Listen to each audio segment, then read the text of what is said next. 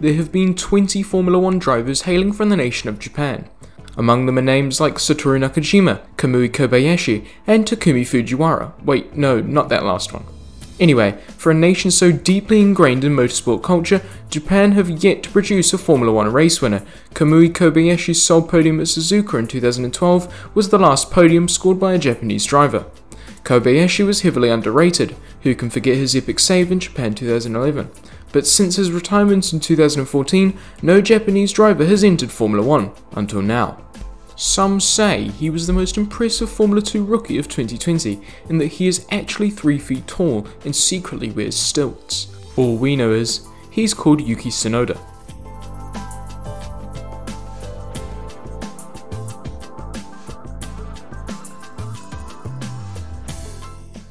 Tsunoda's story, like many others, started in karting. Entering the Japanese Junior Karting Championship in 2010, Tsunoda graduated to the regional karting class in 2013 and to the national class in 2014. However, Tsunoda's story really took off in 2016 when he entered Honda's Suzuka Circuit Racing School.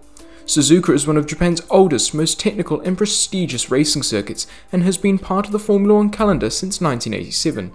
Tsunoda graduated from the school with a license in the Advanced Formula class and subsequently joined the Honda Formula Dream project, established by Honda to fund prospective Japanese Formula 1 drivers. At the end of 2016, Tsunoda made his open-wheel racing debut in both Suzuka rounds of the Japanese Formula 4 Championship. He immediately made an impact by finishing second in his first race and finishing fourth in the next one. Entering his first full season of single-seater racing in 2017, Tsunoda drove for the official Honda Formula Dream Project team in the Japanese Formula 4 Championship. Against stiff competition from more experienced drivers like Ukyo Sasahara and Ritomo Miyata, Tsunoda finished third in the Drivers' Championship with 3 wins and 6 podiums. 2018 saw Tsunoda come back for a second crack at the title, battling in a season-long dogfight for the championship with teammate Takei Natori. Tsunoda won an incredible 7 races, including a consecutive win streak of 5, starting at Okayama and both rounds in Fuji and Suzuka. He ended up winning the Japanese Formula 4 title, and as Honda was tying up with the Red Bull team, Tsunoda was announced as the newest recruit to the Red Bull Junior team. Tsunoda was soon announced as a Formula 3 driver for 2019, competing for Swiss team Ginza Motorsport. Ginza has a pretty decent track record in junior formula, having competed in series across Europe and the world since 1993. Tsunoda was signed for the team alongside a number of other drivers. As Ginza was a relatively small team with a much lower level of funding than other Formula 3 teams, they were forced to swap out several drivers as sponsorship money permitted. Tsunoda, along with German driver Andreas Essner, was one of only 2 Ginza drivers to compete in the full Formula 3 season. Despite Ginza's largely uncompetitive car, Tsunoda was successful in his debut Formula 3 season.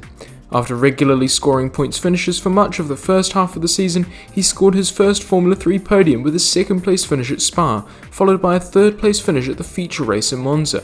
Tsunoda's first Formula 3 win came in the Monza sprint race, as he beat fellow Red Bull junior Liam Lawson to the finish line by just 1.3 seconds. By the end of the season, Tsunoda had scored 67 championship points. No other Ginza driver had scored a single one. He also competed in the Euro Formula Open Championship, placing 4th with 3 podiums and a win. 2020 also started off pretty well for Tsunoda. Like many prospective Formula 1 drivers before him, he spent the European circuit's off-season in New Zealand, competing in the Toyota Racing Series.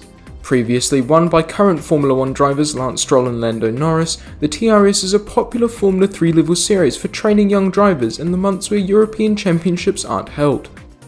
Racing for the M2 competition team with fellow Red Bull junior drivers Liam Lawson and Igor Fraga, Tsunoda won the reverse grid race at Highlands Motorsport Park and finished on the podium twice more to place 4th in the Drivers' Championship with 257 points. Despite this emerging level of success in Formula 3 level machinery, the announcement that Tsunoda would be racing for Carlin in the 2020 Formula 2 Championship turned some heads and drew some criticism in the motorsport world.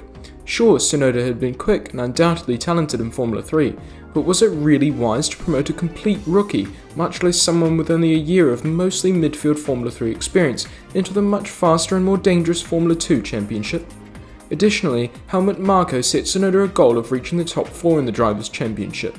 For such an experienced and unproven driver, many thought Tsunoda would be another Red Bull Jr. afforded a crushingly impossible task. Tsunoda arrived in the Formula 2 Championship as a relative unknown against drivers such as then Formula 3 champion Robert Schwartzman and Williams Formula 1 reserve driver Jack Aitken. After scoring no points in the first 2 rounds at the Red Bull Ring, Tsunoda qualified his Carlin on pole for the Styrian feature race. Leading for most of the race, Tsunoda eventually finished second behind Schwartzman. The Japanese driver would score his next podium at the feature race in Silverstone, before scoring his first Formula 2 win again at Silverstone a week later.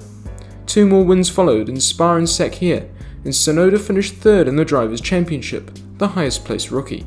His skill at managing tyres, excellent adaptability and remarkable strength under pressure marked him out as one of the most exciting prospects in the Formula 2 paddock. Red Bull evidently thought so too, because during the 2020 Formula 1 season, Tsunoda tested a Formula 1 car at Imola and was present in the Young Drivers test in Abu Dhabi at the end of the year. During the testing in Abu Dhabi, Tsunoda recorded the 5th fastest lap time, ahead of more experienced drivers like Jack Aitken and Callum Ilott. Red Bull's announcement that Tsunoda would race for AlphaTauri in Formula 1 in 2021 was equal parts shocking and expected. Despite being the least experienced driver on the Formula 2 grid, Tsunoda's phenomenal ability to adapt to new situations and the awkward situation of Pierre Gasly made Tsunoda the obvious candidate for a Formula 1 seat. However, moving from Formula 2 to Formula 1 is another immense step forward, and the question on everyone's mind seems to be, will Tsunoda overcome his rapid ascension into the spotlight, or will his debut season in Formula 1 be another example of a young driver promoted too early? After all, success in feeder series doesn't always translate to success in Formula 1. Plenty of drivers have stormed through the junior Formula rankings only to collapse under the pressure of racing in Formula 1. Red Bull is no stranger to those drivers. The Red Bull team is infamous in the Formula 1 paddock for hiring and firing young drivers like the sport's going out of fashion. Tsunoda, however, seems to be made of stronger stuff. Whether Tsunoda manages to perform well enough to be considered for a promotion to Red Bull remains to be seen. He'll be looking to score consistent points and battle alongside his teammate Pierre Gasly throughout the 2021 season. Doing so, he might just convince Red Bull to forget renewing Sergio Perez's 1-year Red Bull contract and sign him for 2022. If Tsunoda does drive for Red Bull in 2022, he will be alongside Max Verstappen. Verstappen, as one of the fastest and most competitive young drivers on the Formula 1 grid, would be a great measuring stick for someone like Tsunoda. Red Bull's only obstacle to a Tsunoda-Verstappen partnership depends on the Japanese racer's debut season performance. Will Yuki Tsunoda prove his worth to Red Bull and highlight his name as one to watch out for in the future? One thing's for sure, I can't wait to find out.